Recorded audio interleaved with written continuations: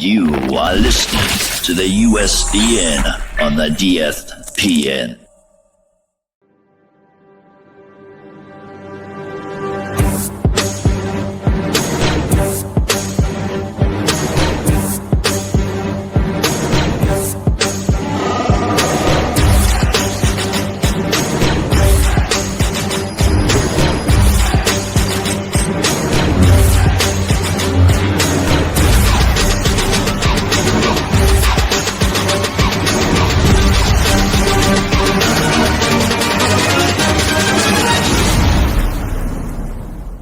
It's a trap!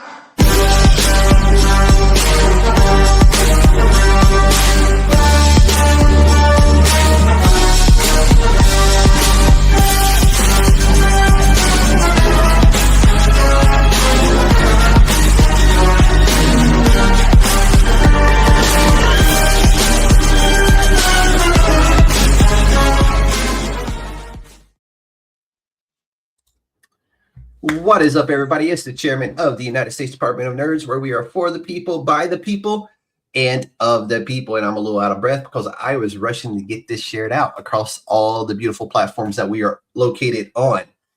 But some futures don't arrive quietly.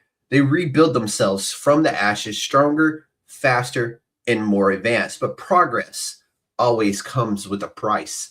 And tonight, we step 200 years into the future, a rebuilt Japan where guns are outlawed and technology has reshaped society, but yet violence still finds a way. Laser blades, rising factions, a city under constant pressure, and in the middle of it all, a detective named Miko. Please tell me I said that right. Yeah, you said that Trying right. to survive long enough to uncover the truth. Our guest tonight is writer Todd Black, a creator with over a decade in comics, more than 50 published stories, and the architect behind the cyberpunk detective saga, Tokyo Blade Detectives. And Volume 3 is reaching its climax with issue number 12 on Kickstarter, an interlude story about consequences, legacy, and what happens after the dust settles. Ladies and gentlemen, the Council of Nerds is now in session. Todd, welcome to the United States Department of Nerds, my friend. Honored to be here. Now, let's get into this because it is a really cool story. It's like Japanese Star Wars in my eyes, is how I look at it. But Todd, for everybody meeting you for the first time, who I think is everybody here today, who is Todd Black as a creator? Like I said, my name is Todd. Nice to meet you. I'm a writer of comics and novels. Been doing this for over a decade now. I'm a guy who just loves to tell stories. And if you ever were to come to one of my Comic-Con tables, you'd see I have not only a wide spread, but a wide array of genres that I have tapped into, with anime being the latest one, comics-wise, with Tokyo Blade Detectives. For me, it's about the story, it's about the characters, about trying to get the most out of it so that you, the reader, will enjoy what you read every single time. And I endeavor to put my best foot forward and my best, well, not pen, I type, but I try to do my best with my writing, and I appreciate everyone who reads any of my books.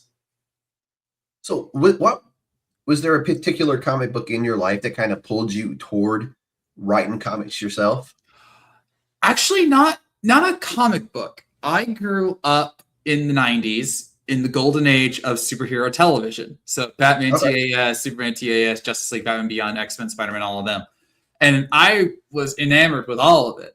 I didn't read my first official comic book until I was 18 years old because I didn't realize that there was a comic store near me. And even if I had learned sooner, I guarantee my parents wouldn't have bought any for me. It's like, Todd, you need to buy it yourself, but they're so expensive, Mom. But eventually I went to C2E2 in Chicago, Comic-Con. Okay. And I went to a panel called Making Comics the Marvel Way. And on the panel was Matt Fraction of legendary comics fame. And I said, hey, I have had this idea for a comic in my head for a while. What do I do to make it real? And he goes, look, if you're a writer and you want to make comics, go find an artist and go make comics. Like almost word for word, that's what he said. And so fast forward, I don't know, 2 years, because apparently you need money to make comics. Oh, yeah. I finally got the funding to make it, and I found an artist named Alex Garcia, and we made my very first comic series called Guardians, which was my superhero story.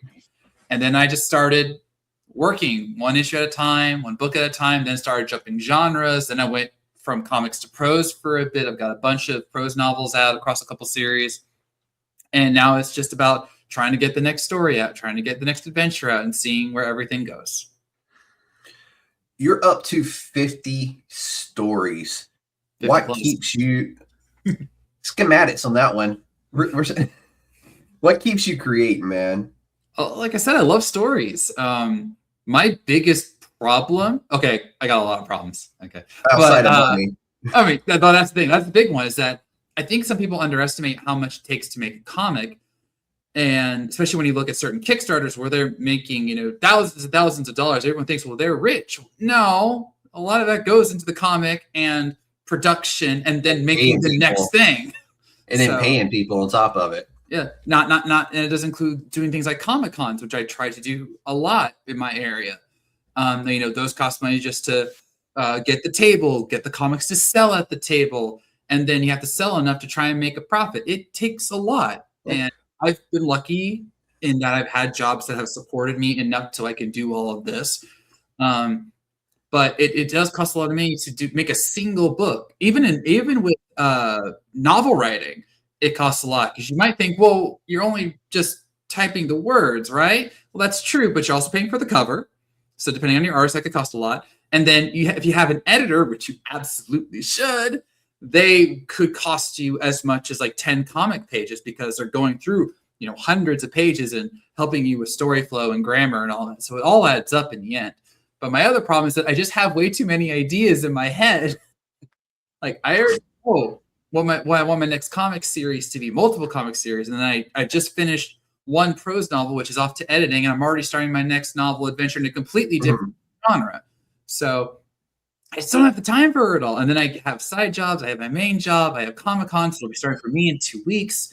And so much to do, but I love it. And I love that I have something to hold on to. It's like, even if everything else is going bad, I've got my comics, I got my novels, and I got these other stories that I want to bring to the world. Let's break that down real quick because I don't think people really understand. So if you get a table at a Comic-Con, right, just a local Comic-Con, a table is going to be anywhere from $25 to $75 at a small one. And we're talking a small convention. They may not even provide you the table. So now you're on the hook for the chairs and the table. You just don't want to show up with a table. So therefore now you need a banner with your name or logo on it. So quick estimate, $35 to $50 for that. Then it's the display stands. You just don't want to have your stuff just laying on the table. You want to make it look nice for the people coming to see you and learning who you are. So let's say $50 to $100 for comic book stands or something like that for a proper way to make your comics presentable to the masses of people. Then on top of that, you throw in the cost of actually producing books. Say he's out of a book. He goes back to his printer and says, hey, can you print me 25 copies of this book at what, $3.99, $4 a pop? Depends on the printer, but that's a good estimate for now. So we're talking about that one day trip to a Comic-Con, local to his house. We're looking at $500 to $600. 1 day's worth of work, and we now have to make that money back somehow, which gets unfortunately given out to the customers in the price of the book. So that's how that breaks down for anybody who's ever wondered how that works. And just to be clear, that was for a small con. All right. Yes.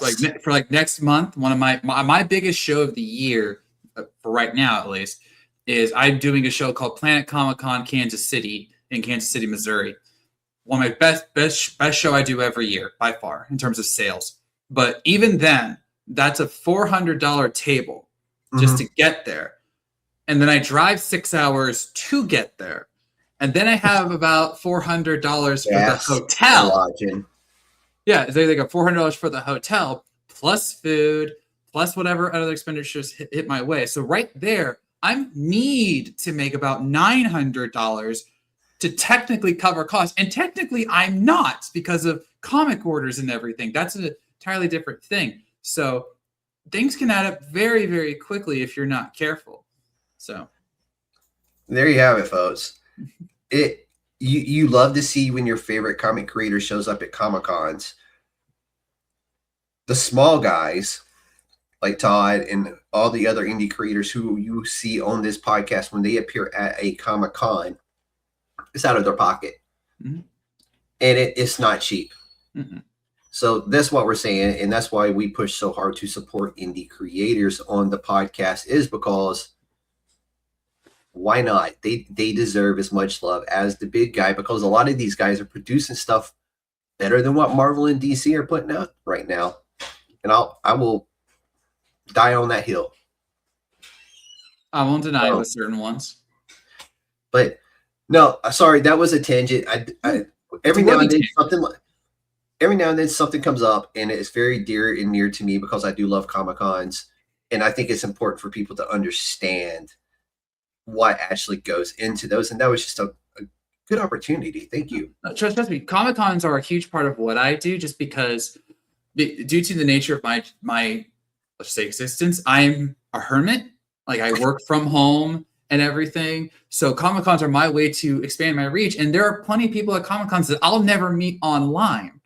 So this is my chance to reach out to them to say, like, hey, there's this book that they might like. And I've met lifelong friends at these shows. Mm-hmm. So, my life would be so much more boring without these Comic-Cons. And now, are they stressful? Absolutely. Can they take a drain on me? Absolutely. And next month I got 3 of them.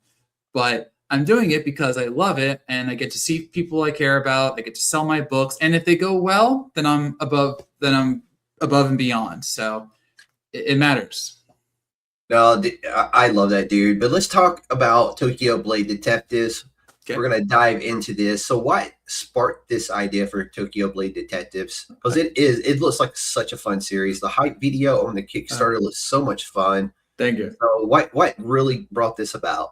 Okay, so if I were to tell you that I grew up on the age of Toonami with Dragon Ball and Outlaw Star and Sailor Moon, and that I've been a Pokemon fan since Gen 1, and I was there for the original Yu-Gi-Oh! Franchise all the way up to 5Ds. I don't like to talk about Zexal.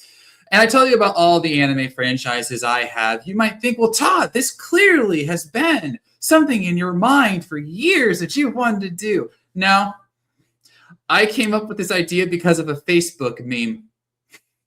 That's even funnier. I know, right? What meme was it? Okay, so when you sometimes are scrolling, doom scrolling Facebook or Twitter, Blue Sky, and you come across those memes like, what are your insert blank here? And it's where you have to take your first letter, your first name, your birth month, whatever, right? Yes. So mine was, this is 2017, something like that. Mine was, what is your anime title? I'm like, okay. So it was first letter of your first name, T. First letter of your last name, B. Then last letter of your first name, D. T, B, D. Tokyo Blade Detectives. Now, about this time was when the first Deadpool movie came out. And one of the key lines from that movie was, Deadpool smells like a franchise. So I had that stuck in my head, and I was like, Tokyo Blade Detectives sounds like a franchise. Enter. Left the comment, left the page. Completely forgot about it. Didn't even register. Get back onto Facebook a few hours later, and I have a reply from an account name that I don't recognize. And I usually know who's always replying to me and whatever. And I'm like, who's this guy? So I click, and it's from the Facebook meme. And he goes, that actually does sound like a franchise. You should do something with it. I'm like, okay. So I looked at the title. I'm like, what does this tell me? Tokyo, obviously set in Japan. Detectives, modern day. But Blade was sticking out to me. Why would there be blades in the detectives' hands? And then that's when the tagline happened. In a land where guns are outlawed, only the blade can rule. And right when I said that, the floodgates of my mind opened up, and I just got swarmed with so many ideas of what I wanted to do with this thing, to the point where I did something I had never done at that at that point, which was I opened up Microsoft Word and I typed up everything I was thinking because I did not want to forget. Yeah. Now the Dude, problem, that's awesome. yeah, the problem was that I was doing another project at the time and I didn't have the funds or the artists to go find to do this idea. So I just saved the document, put it away, and then once I got those projects done, it took me about 6-7 months to find the right artist to do it because I wanted a very anime style visual palette and visual style to make it work. And I was going through numerous artists, including my go-to guy, Alex Garcia, who I didn't want to use because I had relied on him heavily up to this point. I wanted to give more artists more opportunities and all that. Love you, Alex. But I finally found a guy named Lam Vuvan. And once I saw that first page, I'm like, this is the guy. And we've been working each other for now 12 issues across 4 or 5 years. So it's been quite the rush. And now we're finishing up volume 3, which is far, far more than I thought we'd get. And even Lam kind of cheekily said to me when I gave him the script for number 12, he goes, you know, Todd, I actually didn't think this would go this long. Thanks, Lam. Thanks for the faith. So, but that is awesome. And what a great way to have something land in your lap and then you've ran with it for 12 issues, which I think the only comic book I can think of 2 off the top of my head that have gone about as long. And one of them is Ben Lacey's Shark of War. Oh, I know Ben. He's great. Ben's amazing person. And then Jason Linnett's Lords of the Cosmos. Lords of the Cosmos is a fantastic story.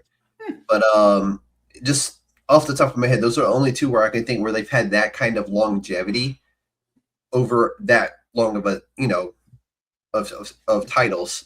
So it's kind of cool and seeing that this one is no shit issue number 12 and still going strong. Yeah. But and I already know what's going to happen next volume.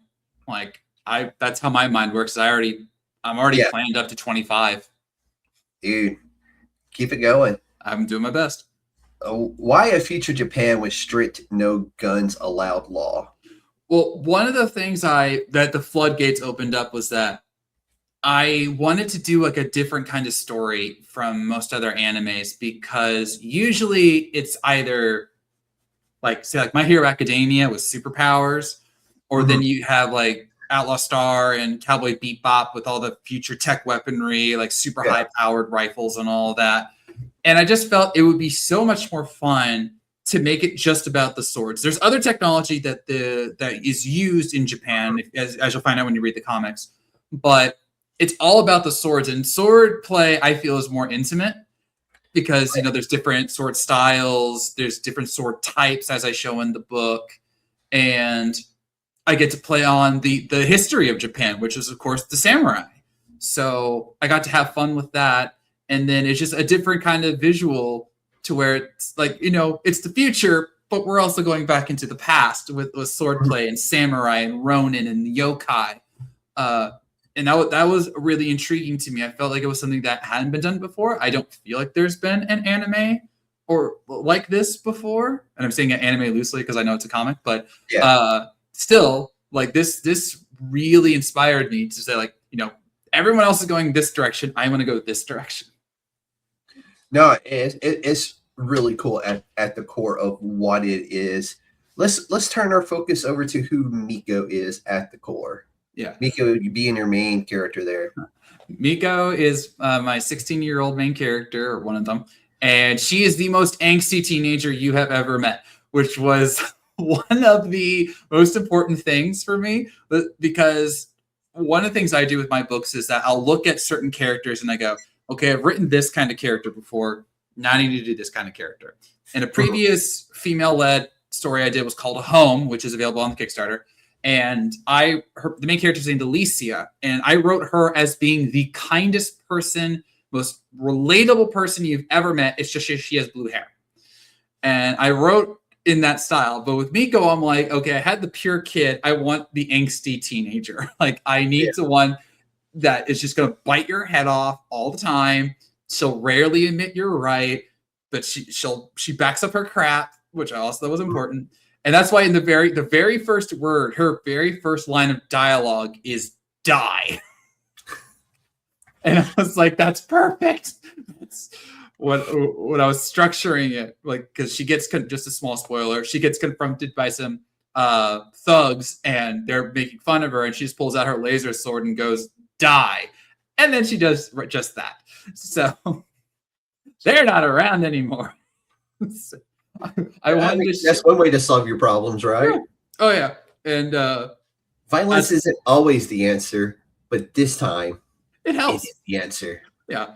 Like, and she was just like, and she didn't even bat an eye when her partner, her not really a father figure, but let's say business partner, Michio, asked her what happened. She goes, oh yeah, I had to deal with some thugs. They're gone now. And she just went on to chug a soda.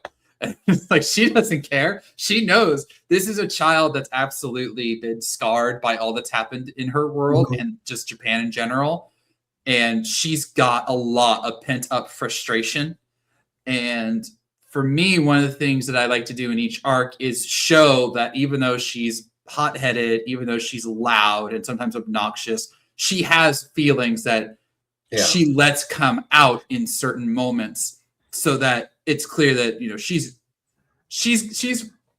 fragile. You know, she's broken in some ways, and she's got to heal, even though she doesn't really want to. And that interests me as just a writer, because I love character stories. And for me, this very much is about Miko and how Tokyo reflected upon her and impacted her. And then Michio is the same way. He's got a very long history, as I tease in the book, and we're slowly getting the layers peeled off on that. And then they have connections with everything that's going on in Japan, from the factions to the Emperor, who we meet in Volume 3. In fact, we meet him finally in this issue.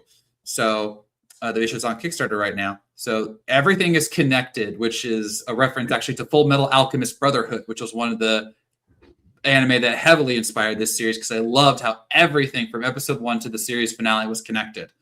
You know? So if you watch the whole series, you got so much out of it. If you pay, so long as you paid attention. I'm going to be doing the same thing, where every arc feeds into the next one. So issue 1 was our starter, Welcome to Tokyo. Issue 2 was about meeting one of the key factions and how their antics are affecting things on a grander scale. Number 3 is we have a wild card entered into Tokyo, and the Emperor wants him dealt with. Volume 4, I won't spoil that. But yeah, you got to save some for some. It will be revealed in the final page. It will be revealed in the final page of this issue. So it's going to be. How have you evolved Miko as a character throughout these 12 issues? That actually ties perfectly into current volume and issue, where Miko, because of her experiences with her family, with factions, with Japan in general, she views things in black and white, as most kids and teens would do, because she has seen things and she has experienced things that are like, they're evil, end of story. Volume 3 is about a serial killer acting very atypically of the factions. They're not associated with the factions, and they're killing people in a way that no one expected. And she's just like, let's kill the freak and be done with this.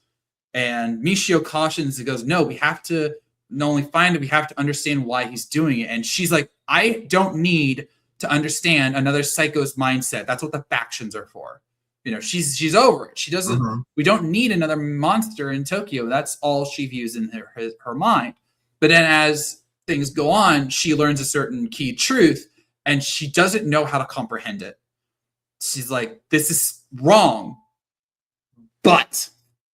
And she explains, I don't want to spoil too much for those that haven't read Volume 3, but like there's a key like mic drop moment, and it's just like, I didn't expect this. I don't know how to feel about this. And then that's going to play into the next arc, where she's going to have another key character moment with someone who was once very close to her. And I look forward to expanding upon that. So each of your arcs are 4 issues. Correct. What made you choose that format? First of all, just easier. It's a good even number. Yeah, it's 80 pages. Each issue is 20 pages, so a full volume is 80, which is perfect for trade paperback, which is what I sell at my Comic-Cons. It's very easy that way. And then it allows me to think about how I'm going to block out each story. So how I do it is there's the 3 main issues of each arc, and then the 4th issue is what I call the epilogue series. The interlude saga. And in it, we have basically a epilogue, a interlude, and a prologue to what comes next. So we're tying up the loose ends. We're explaining what's going on in the aftermath. And then here's the tease for the next arc. And it gives me a lot of freedom with storyline to where I don't drag things out endlessly like some comic series do. I make it click. I make it concise. I make it fun. And then I show like, hey, I focus on the aftermath and how everyone's reacting to this. And then here's the tease for what comes next. So it was also a very unique kind of storytelling for me, because with past series, I've either just gone as long as I felt the arc is needed, like I did that with Guardians, or with things like Home, I did just a 5-issue miniseries just so I could write out everything. That's like that was 100 pages. That was one of my longer stories. And then for certain graphic novels, I just went for as long as the page count told me to, like with Benderosa or 5 Bullets, 6 Men, or Take the House. It just depends on how long the story goes. But with this one, it gives me that structure to say, okay, here's where I need to put the main content. Here's where I can do the payoffs and everything, and then tease what's coming next. Dude, I like it. And I like the fact that you are answering questions that I don't have to ask no more. So I do have to ask this one, though, because what do you want readers to feel when they close this last volume here with issue 12? Hey, no, I'm kidding. How do I want them to feel? I want them to. That's a good question. I want them to just see the layers that Tokyo has imparted upon these characters. One of the themes of the entire book is that it's not just people that affect you. It's not even just experiences that affect you. It's where you live. And you can see this with certain people in our world where, people in Chicago act one way, people in New York act one way, people in Los Angeles act one way. And it's not just because of the people where they're living, it's because of the place itself. Our setting affects us in certain ways. And for Tokyo, as I am slowly peeling the layers behind with each arc, it's not a great place to live. It's technologically advanced. They technically want for nothing. But they're in such chaos and confusion and turmoil that it's a lot of people are like lying to themselves. They're just trying to get through the day. Like as long as I don't get killed by one of the 5 factions, it's a good day. That's and Miko rails against that in this new issue. She's like, I hate it here, but I can't leave. And I'm teasing multiple things with this blowout, and she sees that in how the factions happen, because the factions wouldn't have been here if certain things in Tokyo hadn't gone down. And there are certain influences that the city has in general that affect the people they're almost resigned to their fate. And Miko hates that as well. And Michio, who's seen a lot, he understands that there is beauty in just trying to help one person at a time, whereas Miko sees it as just a job.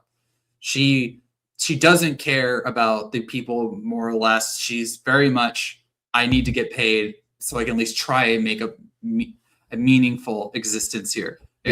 So we all relate to that. Yeah. And so with this new issue, I'm really harping on the fact that Tokyo as a whole is affecting people in ways that no one was expecting, even this long after all these wars and reconstructions have happened.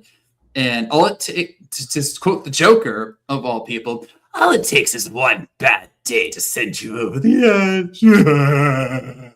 So, dude, that was really good, actually. Why? Thank you. Do you want to know how I got these scars?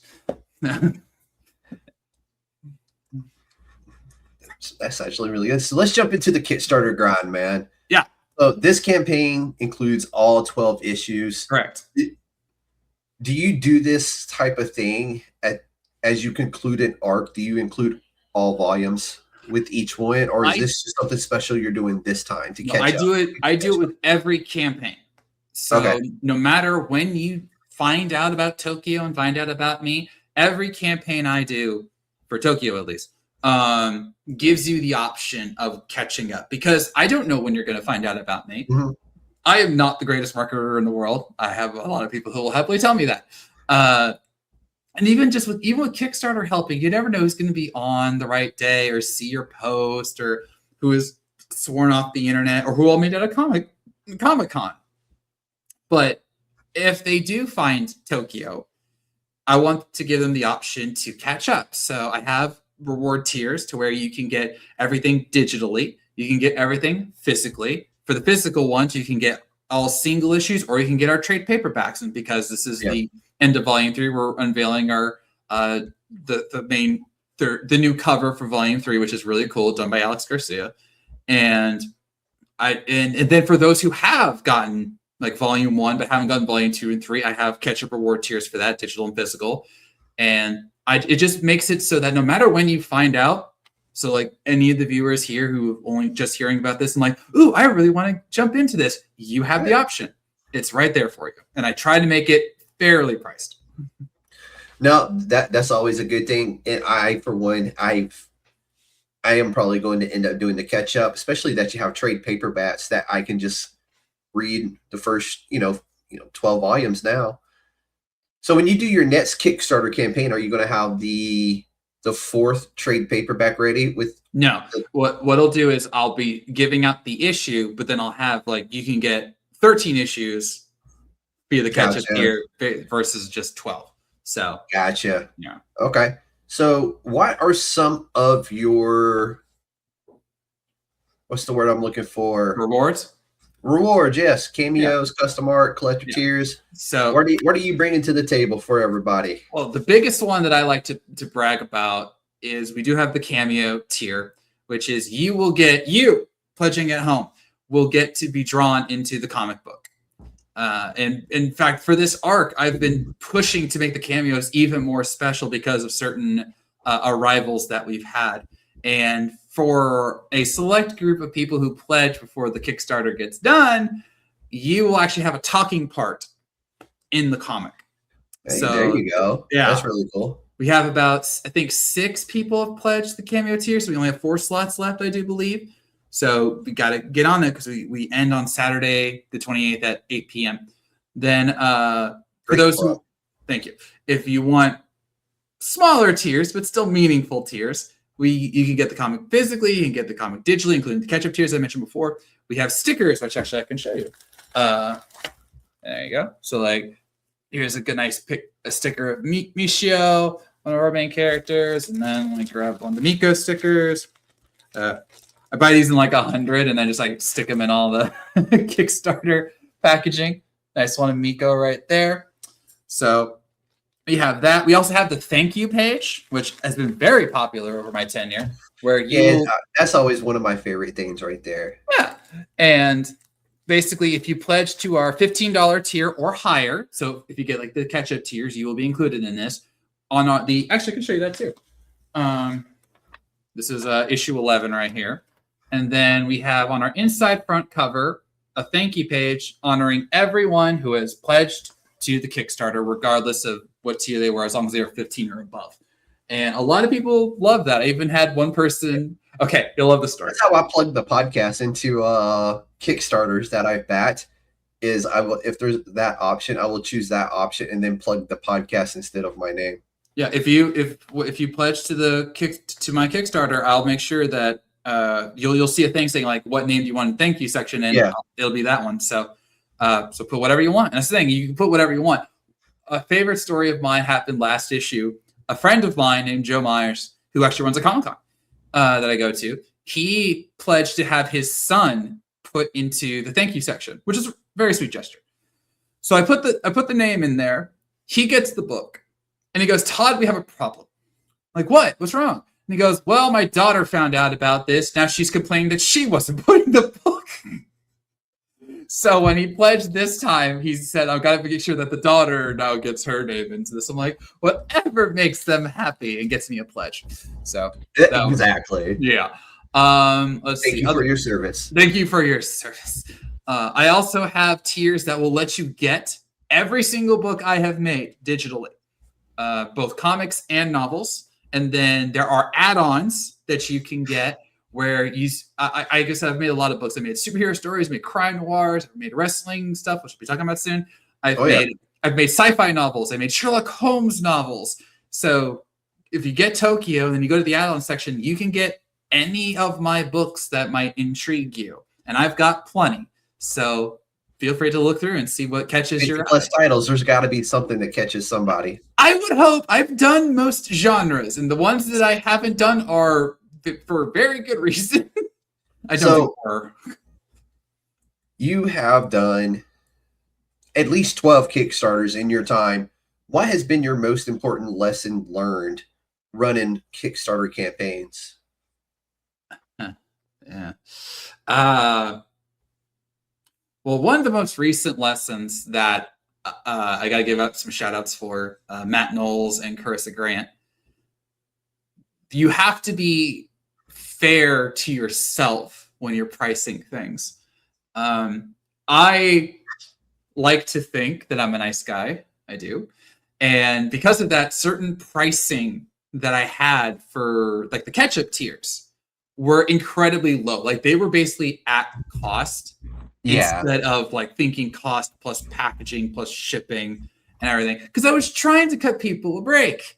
But I realized that my funding was low. You know, I was making my goals. I never really feared that. But when I showed it to my friends, Chris and Matt, they were like, Todd, you got to bump the price up. You can't make money like to make the comics, just to be clear, if you're losing money by doing unfair pricing. And so with this third volume of Tokyo, I did a whole new price tiers for everything.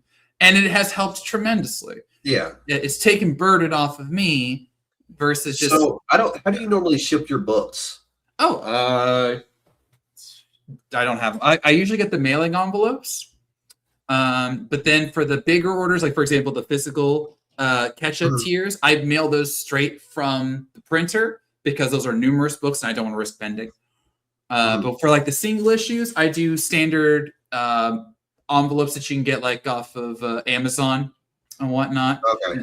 And then I just didn't know if you use like the I can't remember what the kind of boxes they are, but that you use to actually mail comic books in or not. Yeah, there's the brown boxes are called Geminis, and I Geminis. That's the ones. Yeah, I would use those for like thicker books, like the trade paperbacks. But for the single issues, like the standard, I know there's a standard. There's a name for them. I can't remember. I was going to say Gemini boxes are not cheap. They're not, and they're a pain to put together. They're not that bad. The instructions are literally printed on them. Yeah. So. But I would use those for like bigger books because you always worry about damage, and I always have at least one person get back to me who say like, "Hey Todd, I know it's not your fault, but the mail people screwed up." Even though I put the "Do not bend" stamp on it, like I make sure it doesn't matter. They're going to bend. Does not matter. I've had one come in where I watched the mailman on my camera when he delivered it. He had it folded. And then folded it more and shoved it into my mailbox. I literally just was like, I notified the person. He's like, "Well, where's the book now?" I'm like, "In the damn trash. Where else would it be? I can't. What am I going to do with it?" Like it had been folded for so long. Yeah. The crease was permanent, and there was like words that were like missing because it literally had like tore the page also where it was bent. So I was just like. I'm like, I wasn't going to keep that. No, you shouldn't. And then when that happens, I have a rapport with my my backers to where I'm like, "Hey, this happens. Message me. I'll send you another copy at no cost to you. I don't care. I just want you to get it." I'll tell you a story that can top that.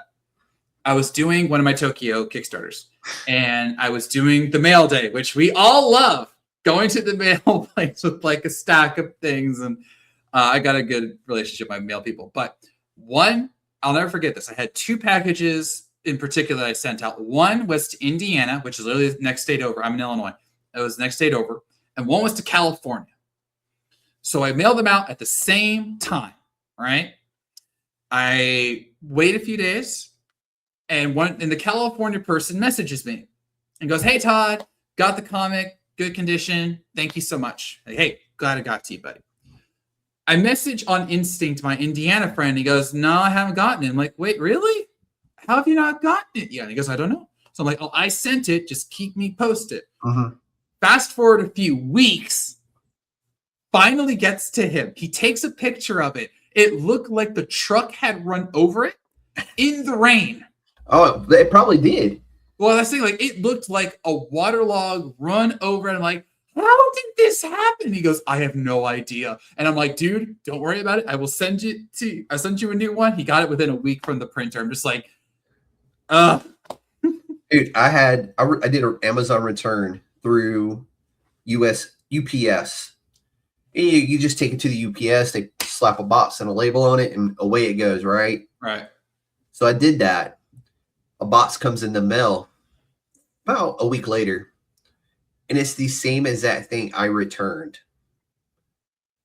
When Amazon or when UPS printed the label, they printed the return label back to me. I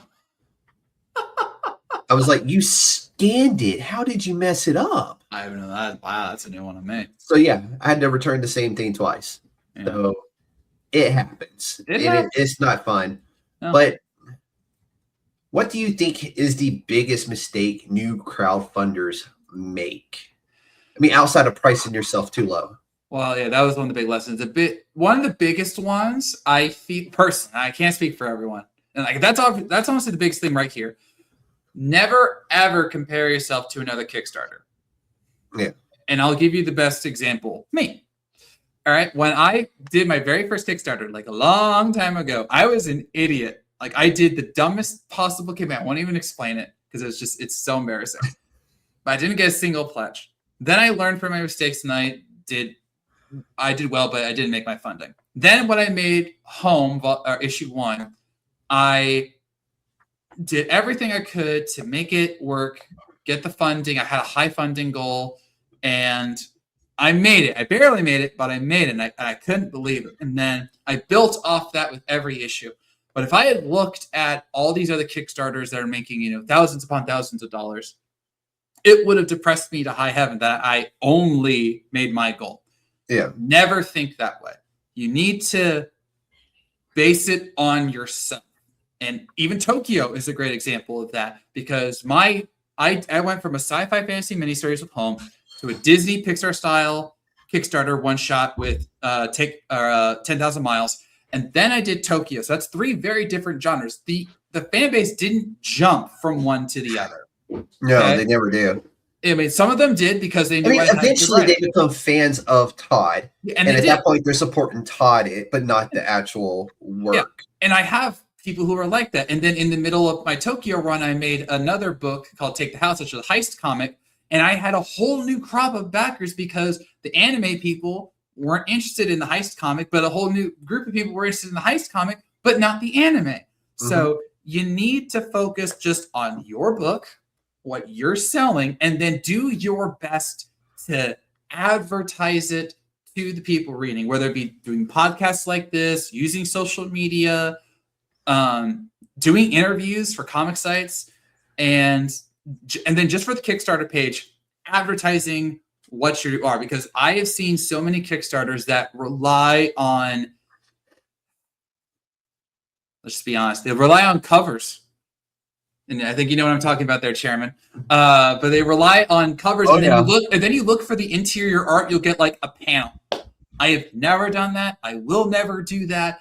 One of my first things, and I've had to restructure things over the years, obviously, but one of the first things I always try to show is the 5 preview pages. Like that's something that I'm proud of that I do from Home to now is I always show at least 5 finished pages with dialogue so that they can get a glimpse of the art, they can get a glimpse of the story, and they know at least a little more about what they're getting into. Mm-hmm. That's important to me because I'm showing them my commitment. I'm not saying, hey, I'm going to make this comic and it's going to be so cool. Yeah. No, I'm making this comic and here's your preview. I do that with Tokyo, did that with Take the House, 10,000 Miles, Home, and any one I do in the future. Like I might be doing one in April, that's still up in the air, but I'll be saying like, hey, here's the pages for that. Here's the examples of what we do and what we have here. This is why you should like it and blah, blah, blah, blah. So my biggest thing is that for new creators, you absolutely should show your finished work. You have to put your own money on the line and show that, hey, I've already finished some of this. You're helping me finish the rest. Yeah. Because that preview could be the difference between saying, this is an interesting idea, but I might not like it. I don't back comics unless I at least have that preview. What he said. So, because a lot of people, especially comics people, we're visual people. We don't want to read the wall of text. There are people who love the wall of text, and God bless them. But some people are like, I want to see the pages. And I'm like, well, here you go. And there's even tabs now on the Kickstarter page where you can go, where you can put, like, say, preview pages. And you can click right on that and get sent right to the art. So this is actually a great opportunity for this. So when I go to, I don't back all the comics of people who come on here. Some of them that I get priced out of the shipping because they're overseas. And it sucks because I really want the book. However, when the shipping costs more than the book, I cannot do it. All right. It's as simple as right now until the mail system as a whole is fixed. I'm just not willing to bank on a product coming from overseas where the shipping is more than the actual book, and there's no guarantee it comes to me safely and soundly. Right. So it's nothing against the persons or the individuals. It's just a lot of risks that I am not willing to take. But when I go to a Kickstarter page, I am looking for, I like to see videos because I'm a comic book guy, right? I'm very visual. Mm-hmm. So I love to see when they've spent that extra money to have those first 6 pages animated, and it just looks really cool. And then I want to see it laid out in a way that makes me want to keep scrolling down. Right. You're telling me what this is about, and then you're giving me samples of the pages, and you're letting me see some of the covers, and walk me on the journey of this comic book Kickstarter through the page. And I've just seen one recently. It was a dumpster fire. And Dumpster Fire is putting it nicely because I really wanted to support the project. This person has not been on the podcast at all. I don't know who they are. It was just one of those where the cover looked really, really cool. I was like, let me click that because I like the concept of the story. It was like a horror sci-fi type of deal. And Dumpster Fire. Hardcore Dumpster Fire. So take people through the journey of your book on your Kickstarter landing page. It will do you justice to do that. And have those samples up there. Let people know who you're working with. And which is my great segue into, you worked with Lam Vu Van. Lam Vu Van. Yep. Yes. Yeah. He did the art. Yeah, see Matt Shore. Yeah, who did editing, and Alex Garcia did some covering art and the lettering on this book, which you've said that Alex Garcia is kind of like your go-to for everything when it comes to your books. He's been with me since the first comic.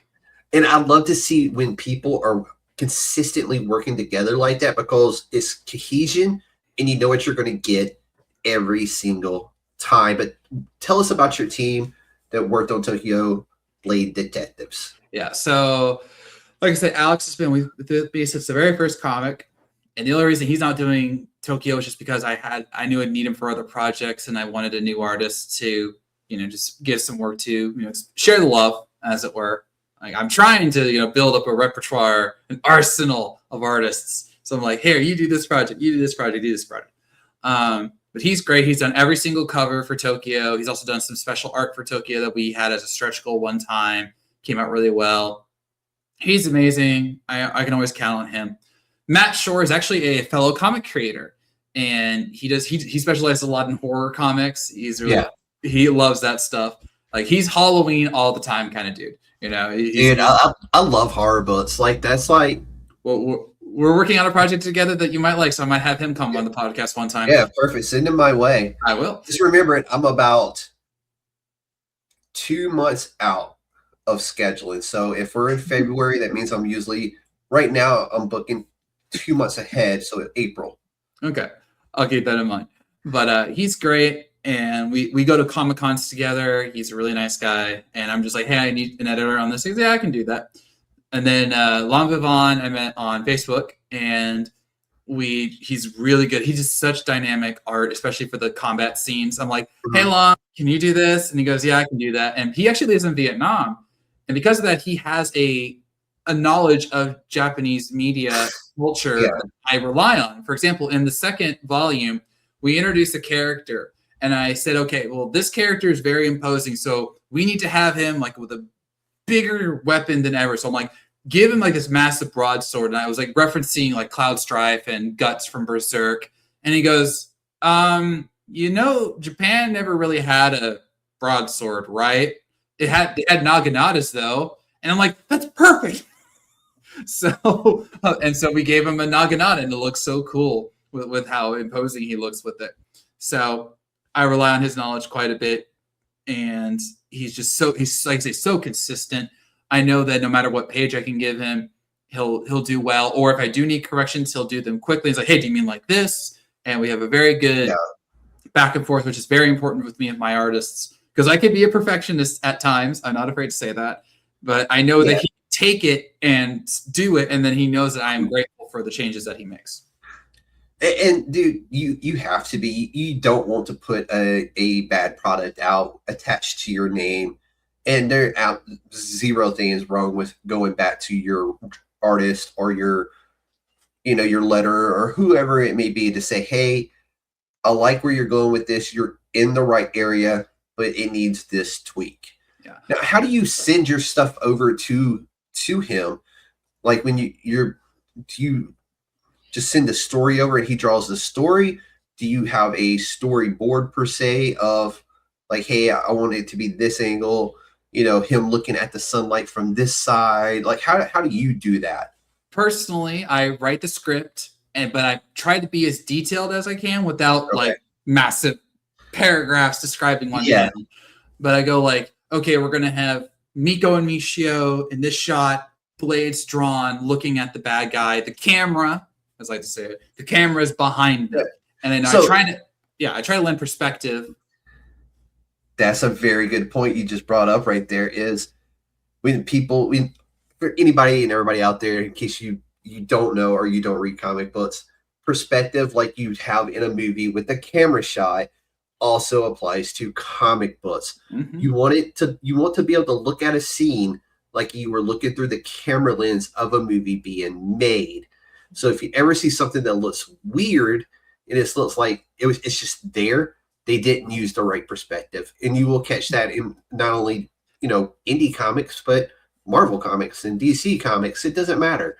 Mistakes happen and it just gets overlooked by either the editor or they just don't care.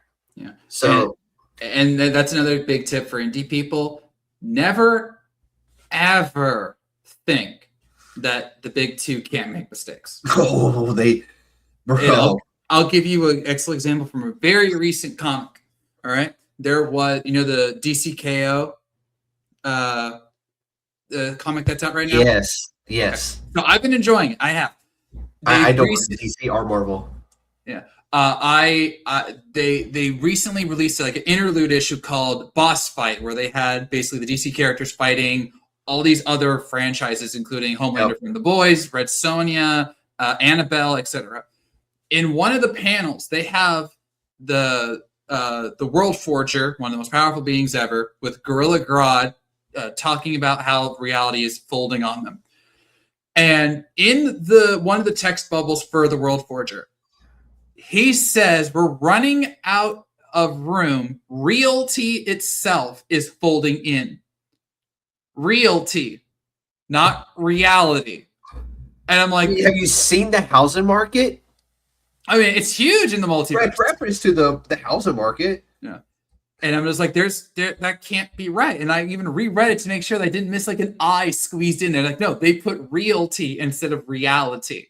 And that's not even the worst mistake I've ever caught in a DC book or a Marvel book. Gorilla Grodd, that's my dude, man. He's one of my favorite DC characters. Yeah. So I like those weird characters like that. The Constantines and the Zatannas. Sounds question. But going back to the perspective question, or how I handle that, there are times when I'll say, okay, look, Miko is facing the villain, and she's shocked.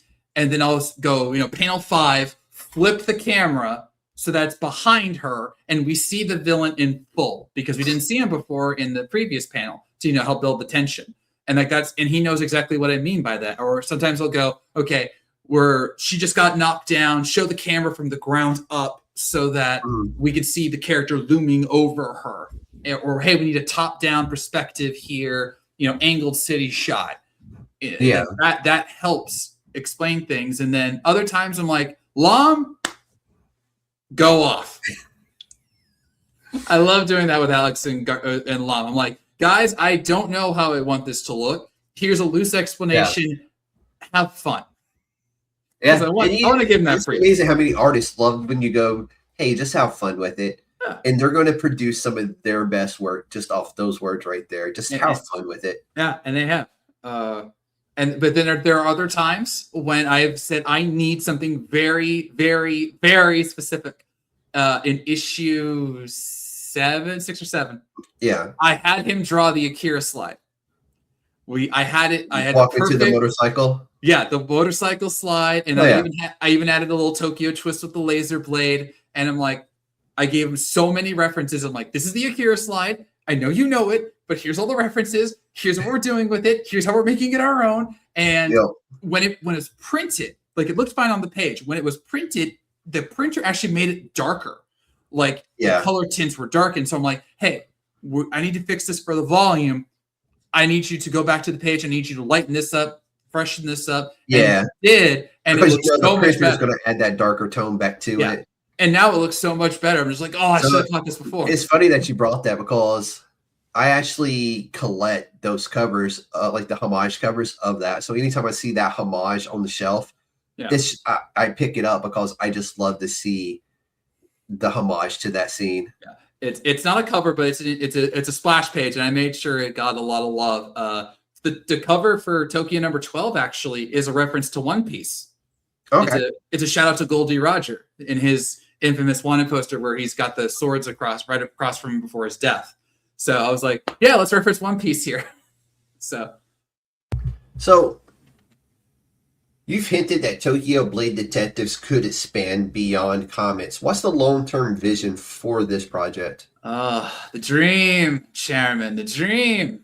That would be to get my own anime series based on Tokyo. You mentioned before that I actually had an animated video made. That is true. I worked with a team called Studio Leaf, and we basically spent almost a year working on this 90-second piece of animation. I framed it to be an anime style intro, complete with epic track by Omega Sparks, my good friend. And I was just like, I need this to be like the most anime intro ever. We started with a storyboard. I gave it to Studio Leaf. We went through concept art. We went through background art. We went through the motions, the animations, how to tweak things, how to time it with the music. And it turned out so well. And even some of my comic friends were like, dude, you are so mean because now I have to step up my game because I don't have anything like that. Shout out to Fish Lee. And I was just like, I didn't mean to do that, but I was just like, I don't see people doing this. And I put my money where my mouth is. And that was not cheap this because I wanted to show that this could look really cool as an anime. And that is indeed my dream. So the longer I go with this, the longer I can say, like, I got the lore. We just got to make it into episodes. No, that's really cool. And I think every creator should dream as big as they want their project to be and work towards that goal. Even though that's a far-fetched goal, is still do the things to line yourself up to hit those bigger goals like that. But Todd, let's hit this bonus segment that I mentioned before we went live. And so for those who don't know, I am a big wrestling guy. That's WRASSLIN apostrophe. That's how you spell it. You can't argue with me on that.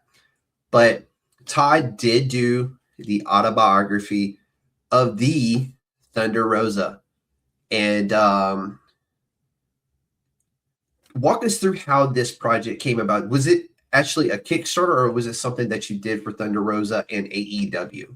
Okay, so this is a perfect example of how, to quote you from earlier, something just falls into your lap. So this was 2020. Thunder Rosa was just making her first appearances in AEW when she was still part of NWA and was their world champion. She was going to face Hikaru Shida, who's one of my favorite wrestlers, on an AEW All Out. I'm at this point in time, I have a large group of friends. We were called the Wrestling Knights of the Round, and we would get together and talk about AEW and whatever. So we got together one time after Thunder Rosa showed up, and my sister Maria, love you, Maria. We were talking about Thunder Rosa and how cool she was, and she knew that one of my dream jobs was to work for AEW. In fact, I came up with the AEW Origins comic long before DC ever did anything, and I have multiple pieces of proof for that. But I was trying to get my work in front of Tony Khan to try and prove my worth to the company. Yeah. And so Maria was like, Todd, maybe you should reach out to Thunder Rosa because she wasn't under contract in AEW. And the more wrestlers I work with, the more I could potentially get a job at the company.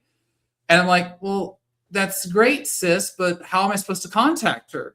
She goes, she's got an email on her website. Yeah. Okay. So I muted my mic. I went to her website. Sure enough, she's like, hey, if you want to contact me, here's my email. I sent an email via my business account, and I was like, hey, Thunder Rosa, my name's Todd Black. I'm a comic book writer. Me and my friends think you're really, really cool. Would you like a comic made about your life? Simple as that. Send it off. Tell everybody. I'm like, there you go. It's sent. And she goes, you never know, Todd. I'm like, yeah, I know, Maria, but still. 15 minutes later, Thunder Rosa gets back to me and goes, yeah, that's a great idea. That's really cool. I'm like, why can't everything be this easy? So it was funded by her entirely. We would get on phone calls. I still have her number. Get on phone calls, and I would just say like, hey, here's what we would do. Here's what I would need from you. And then she would just email me like large sections of her life story. Yeah.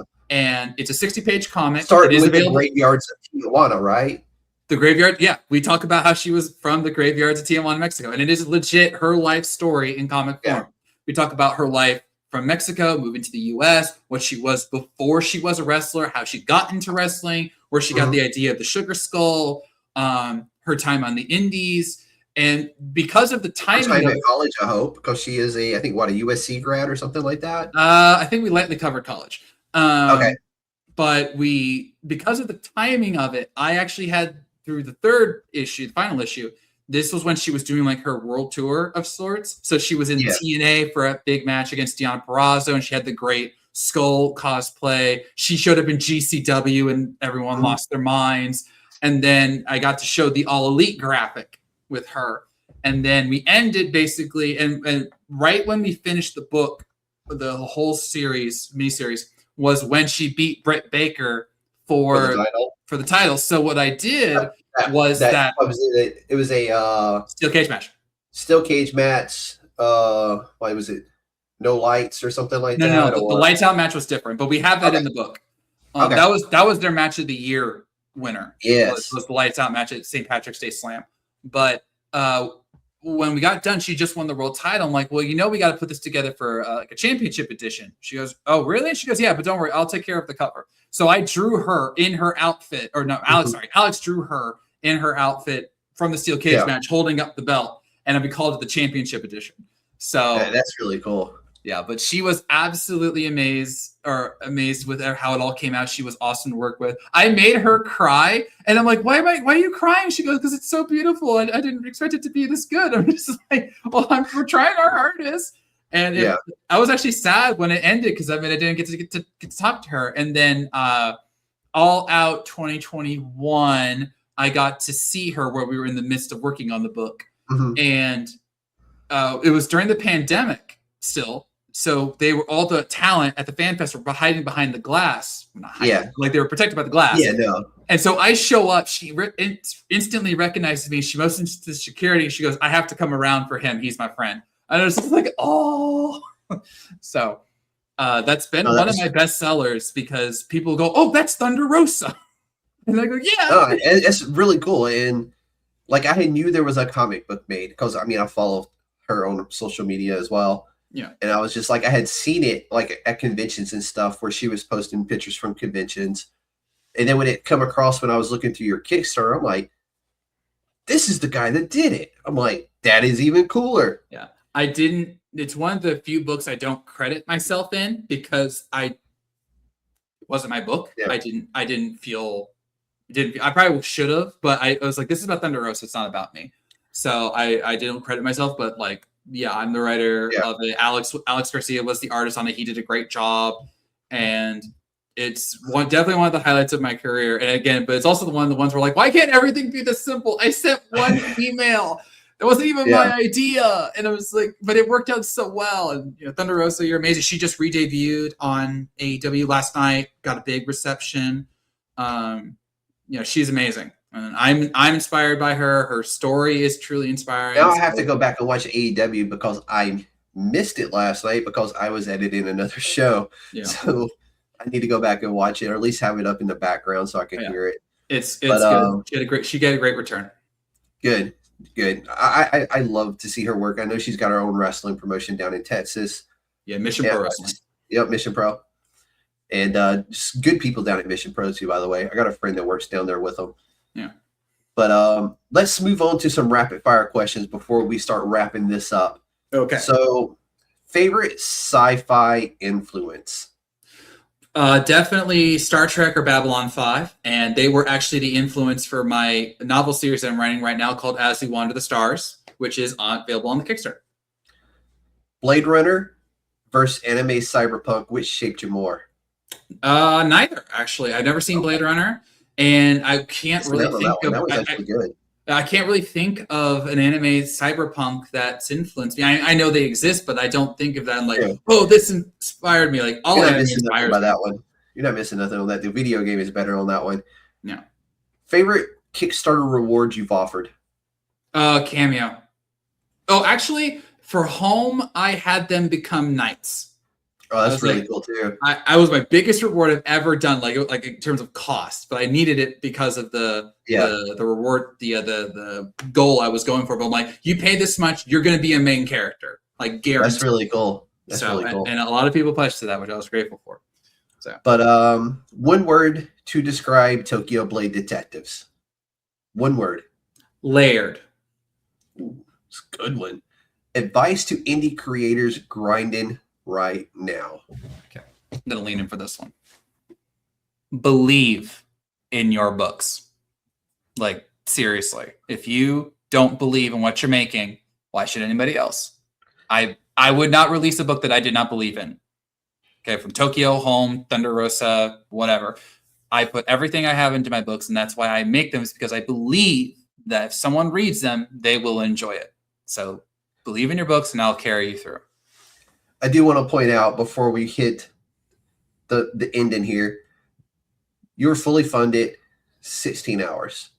Yeah, that was cool. That show, and that was a lot of hard work just to get to that. But I had a lot of people. I had my best launch ever via this campaign. I don't even know why. It was just I launched it, and then I have a tradition where I don't even check my campaign for the first day outside of plugging it. And then I checked on the midnight mark. I always launch at midnight, just a quirk of mine. And I was almost at 50 backers on day one, which has never happened to me. And I was just like, wow, this is amazing. And I was funded in 16 hours. And I'm very, very grateful to my support base. And I'm hoping you watching will be a part of this, because I'm hoping to continue growing Tokyo Blade Detectives through the years. Perfect, man. It's truly awesome. I love when I log in to see the Kickstarter that's about to come on the podcast and learn that they're almost there or they're there and they did it in like some amazing amount of time. Yeah. But Todd, this is the point of the show where you get to plug yourself and where people can find you. Well, you can find me on Blue Sky. You can find me on Twitter at Guardians_comic. I also have an author page on Amazon if you want to get my books there. If you missed the Kickstarter, I do have late pledges. So if you do miss it, again, we end on the 28th at 8 p.m. Central Time. So you got a few days, but we do accept late pledges. I am on Facebook, but mainly via my personal page. So I'm sure you can find me. Just look for the hair. And But again, the Kickstarter is the place where you can get all my books, including all of Tokyo. So I really hope you'll check it out. I really do love this series. Awesome, bro. Appreciate it. Todd, seriously, though, this has been a fantastic conversation. Tokyo Blade Detectives isn't just another indie comic. It's a long-running universe built with consistency, vision, and a real understanding of character consequences.